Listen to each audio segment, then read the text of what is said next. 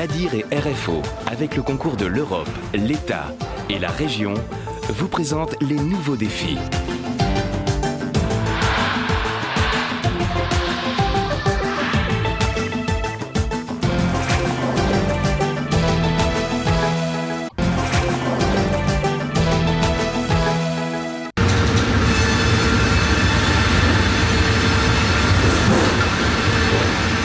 Un joystick, des pédales et un écran de contrôle. Si on avait dit à Jean-Pierre qu'un jour il découperait du bois comme on pilote un avion, il ne l'aurait pas cru.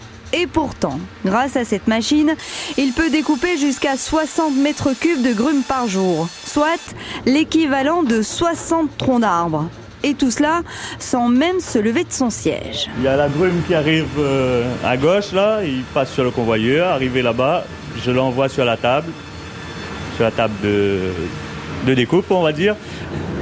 Et il faut régler juste les paramètres sur l'ordinateur, là, et on l'envoie. Vous aviez déjà travaillé là-dessus ?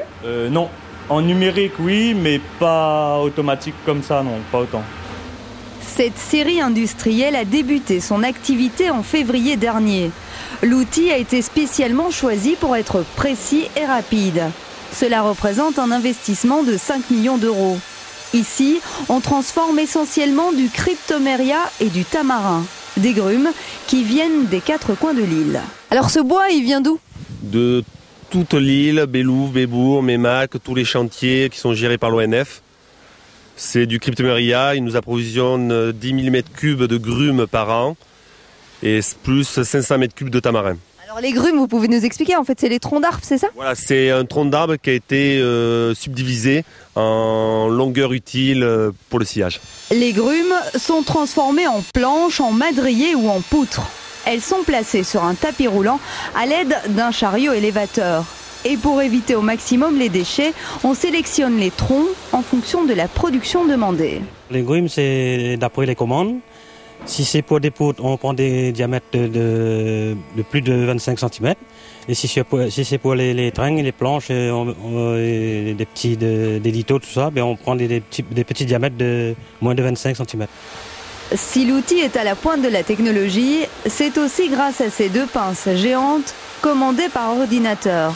Elles permettent de placer les grumes avec précision face aux scies. Les scies, elles aussi, sont impressionnantes puisqu'elles font 8 mètres de longueur. Pas la peine de vous dire qu'ici, la sécurité est primordiale. Le seul habilité d'ailleurs à y toucher, c'est Sébastien, il est affûteur. Sébastien, qu'est-ce que vous faites là ? Je regarde s'il n'y a pas de dents cassées.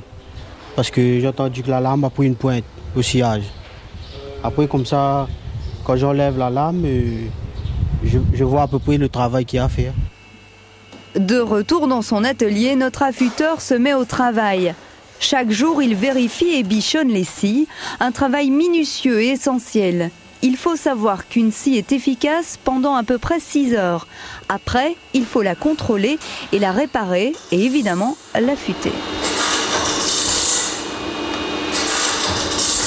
Je contrôle le dressage, nettoyage, dressage, après j'affûte. Et puis il faut regarder s'il n'y a pas des dents tortes aussi pour pas que ça raye le bois. Comme Sébastien, 12 personnes ont été recrutées pour travailler dans cette scierie.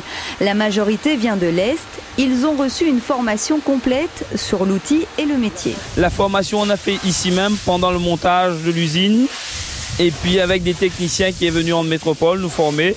Mais chacun d'entre nous avait une certaine expérience par ailleurs. Et c'était ça, tout simplement. J'ai fait 20 ans en métropole, quoi, dans une scierie. Qu'est-ce que vous pensez de ces machines ? C'est vraiment du top. Hein. C'est vraiment une révolution, comme on dit. Hein. Parce qu'avant, on travaillait sur des machines qui étaient moins pointues. C'est des déligneuses. Il n'y avait pas le système de laser qui permettait de sortir du produit vraiment fini. L'objectif affiché de cette série est d'atteindre une production de croisière de 10 000 m3 de cryptoméria par an et 500 m3 de tamarin. En cas de cyclone, il est prévu aussi qu'elle puisse monter en puissance afin d'absorber tout le bois qui aurait été déraciné. La production s'adresse aux artisans comme aux distributeurs.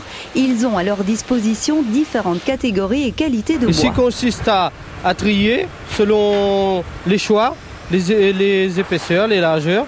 Il y a deux choix. Le premier choix consiste à mettre les planches sans nœuds et le second choix consiste à mettre des planches et des lattes avec des nœuds petits et des gros nœuds. Elle s'adresse essentiellement aux artisans et aux distributeurs. Le process a été prévu pour produire tout type de sciage, que ça aille du bâtiment à la construction, à la binisterie, à la menuiserie, à la palette, toutes sortes de sciage est possible. Et donc on peut venir finalement commander sur mesure ce qu'on veut. Affirmatif, à toute dimension est possible. La série est installée dans le pôle bois, dans la zone franche urbaine à Saint-Benoît. Elle constitue le premier maillon de la filière bois. À terme, pousseront ici des menuiseries, des usines de traitement du bois et une école d'ingénieurs.